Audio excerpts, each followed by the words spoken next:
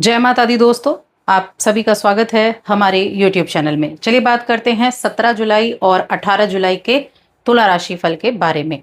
तो देखिए 17 जुलाई का जो दिन है ये शुक्ल पक्ष की तृतीय तिथि है जो कि 6:27 तक रहेगी। उसके बाद चतुर्थी तिथि लग जाएगी। चंद्रमा इस दिन कहाँ है? सिंह राशि में है और मघा नक्षत्र में है। मघा नक्षत्र के स्वामी होते हैं केतु। ठीक है। और योग क्या बना है? रवि नाम का योग बना है और व्यतिपात नाम का योग बना हुआ है। राहु काल का जो समय रहेगा इस दिन वो सुबह 10:44 से दोपहर के 12:27 तक है। तो ये जो टाइम है राहु काल का, इस टाइम पीरियड में आपको थोड़ा ध्यान रखना है कि किसी भी नए कार्य की शुरुआत ना करें, कोई मोटा इन्वेस्टमेंट ना करें। तो ये आपके लिए थोड़ा सावधानी वाला समय है। अभिजीत मुहूर्त क्या है? दोपहर 12 बजे से 12:55 तक। तो ये जो है ये शुभ मुहूर्त इस दिन का होता है। अब 18 जुलाई को अगर आप देखें तो ये शुक्ल पक्ष की चतुर्थी तिथि है और चंद्रमा इस दिन सिंह राशि में ही है, लेकिन नक्षत्र बदल गया है। 17 को ये मघा नक्षत्र में थे और ये फिर पूर्व फाल्गुनी नक्षत्र में आ गए, जिसके स्वामी होते हैं शुक्रदेव। अब देखिए हम साथ में जो नक्षत्र हैं उनकी बात क्यों कर रहे हैं, क्योंकि सिंह राशि में तो चंद्रमा है ही, जिसके आधार पर आपकी दिनचर्या बदलेगी। लेकिन वो जिसके नक्षत्र में है, यानी जो नक्षत्र है और उस नक्षत्र का स्वामी जो है, उसका भी प्रभाव आपको देखने को मिलता है अपनी दैनिक राशिफल पर। योग क्या बना है? वरयान योग बना है। अब ये योग जो है ये कुबेर का योग है और रवि योग बना है। राहु काल का समय ये सावधानी वाला है, जो सुबह 9 बजे से 10:44 तक है। अभिजीत मुहूर्त क्या है इस दिन का? दोपहर 12 बजे से 12:55 तक अभिजीत मुहूर्त, ये शुभ मुहूर्त है। ये हो गई हमारी इन 2 दिनों की हमारा पंचांग कह लीजिए आप, या ग्रहों की स्थिति कह लीजिए, तिथि नक्षत्र हो गए। अब इनका प्रभाव कैसा होगा तुला राशि के लोगों पर, तो दोनों दिनों की एक साथ बात करूंगी। नक्षत्र जरूर अलग हैं, तो उन नक्षत्र के बेसिस पे जो जो चीजें अलग होंगी 2 दिनों में, उनके बारे में भी मैं आपको बताने की पूरी कोशिश करूंगी।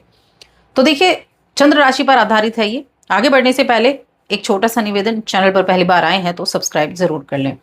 अब तुला राशि के स्वामी को अगर आप देखें कहां पर विराजमान है, तो ये बैठे हुए हैं आपके 11वें घर में। लेकिन यहां पर एक बहुत अच्छा संयोग, बहुत अच्छा योग बना हुआ है कि चंद्रमा ना आपके 10वें घर के स्वामी है और सूर्य की राशि में 5 नंबर की जो राशि होती है, यहां पर इन्होंने प्रवेश किया है। ठीक है, यहां पर बैठे हैं ना शुक्रदेव, ये बैठे हैं यहां पर शुक्रदेव। अब जो सूर्य हैं ये 11वें घर के स्वामी हैं और ये बैठे हैं यहां आपके 10वें घर में। तो ये जो एक योग बना है ना कि चंद्रमा की राशि में सूर्य और सूर्य की राशि में चंद्रमा, ये विपरीत राजयोग है। बड़ा ही सुंदर राजयोग है जो इन 2 दिनों में आपको उसका रिजल्ट देने को बैठा हुआ है। साथ में शुक्र भी है, साथ में केतु भी है। तो कैसा है हेल्थ के मामले में? सबसे पहले देख लेते हैं। चंद्रमा, शुक्र, केतु सबकी दृष्टि जा रही है आपके पंचम भाव पर, जहां पर बैठे हुए हैं कौन? राहु विराजमान है। तो हेल्थ आपकी बहुत अच्छी रहेगी, आपका माइंड एकदम ओपन रहेगा अच्छी चीजों को ग्रहण करने के लिए। राशि के स्वामी भी यहाँ पर बैठे हुए हैं, 10th के लॉर्ड भी यहाँ पर बैठे हुए हैं। और जो केतु हैं उनको क्या कहा गया है? उनको कहा गया है वृश्चिक राशि का स्वामी। तो ये जो है ये आपका ओपन माइंडेड होंगे। कुछ भी आपके आसपास घट रहा है उस पर आपका पूरा फोकस रहेगा और आपका नजरिया बड़ा सटीक रहेगा। अगर आप कोई स्टॉक, म्यूचुअल फंड, इस तरह की चीज़ों में निवेश करते हैं तो बहुत फायदेमंद आपके लिए ये समय रहने वाला है। और यकीन मानिए ये समय धन संपत्ति के मामले में बहुत अच्छा है। एक तो हम विपरीत राजयोग को लेकर देखें तो ये बहुत सुंदर राजयोग है कि कर्म क्षेत्र का स्वामी लाभ भाव में, यानी आपके कर्म के द्वारा लाभ दिला रहा है, और कर्म का स्वामी आपके कार्य क्षेत्र में। तो ये क्या चीजें हैं कि ये आपको आपके कार्य के द्वारा आपको अच्छे रिजल्ट दिलाने में कामयाबी देने वाला है। आप अपने समय और अपनी ऊर्जा दोनों का इस्तेमाल अच्छे तरीके से कर पाएंगे। लेकिन साथ में कुछ ऐसी चीजों से बचना है जो बिना वजह के चक्करों में आपको फंसाएं। ऐसी चीजों से बचना भी है, क्योंकि राहु भी यहाँ बैठे हैं और शनि बैठे हुए हैं। अब ये जो 17 जुलाई का दिन है, इस दिन चंद्रमा जो है वो केतु के ही नक्षत्र में है और केतु यहाँ पहले से ही विराजमान है। तो जो 11th हाउस है, इनकम का घर है, ये बहुत अधिक प्रभावित है। अब ये इनकम का भी है, इच्छाओं का भी है, सामाजिकता का भी है, प्रेम आपके बड़ों का भी है और साथ में आपके मित्रों का भी है।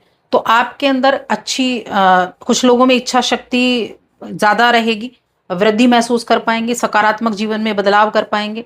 दोस्तों के साथ, परिवार के साथ वक्त बिताने का मौका मिलेगा। कुछ अधूरी योजनाएं थी, पेंडिंग वर्क था आपका, उनको पूरा करेंगे। कई दिशाओं में बिखरी हुई चीजों को संभालेंगे, कई दिशाओं में, क्योंकि यहाँ पर अष्टम का और राशि का स्वामी तो है ही, साथ में 10वें घर का स्वामी भी है, दृष्टि भी जा रही है। तो कई चीजों को संभालने का काम करेंगे और अपनी हर एक चीज पर आपका फोकस्ड रहने वाला है। अब यहाँ कोई बहुत अच्छे आइडियाज भी आपके मन में रहेंगे धन कमाने के, क्योंकि यहाँ हम क्या कहते हैं, वृश्चिक के स्वामी हम मानते हैं केतु को।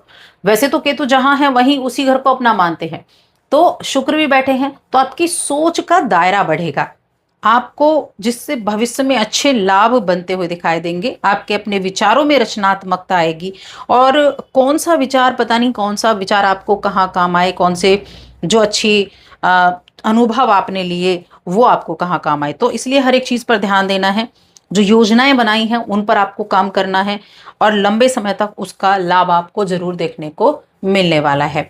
अगर आप व्यापार करते हैं, बिजनेस है आपका, तो एक तो व्यापार के कारक कौन होते हैं, बुधदेव, जो कि आपके 9th हाउस में बैठे हैं। साथ में ये आपके 12वें घर के स्वामी भी हैं, अभी वक्री अवस्था में हैं। और यहाँ जो 7th लॉर्ड हैं वो बैठे हैं आपके 8th हाउस में। और जो 18 जुलाई का दिन है, इस दिन शुक्र के नक्षत्र में है चंद्रमा, तो 11th हाउस इस दिन भी पूरी तरीके से एक्टिव है।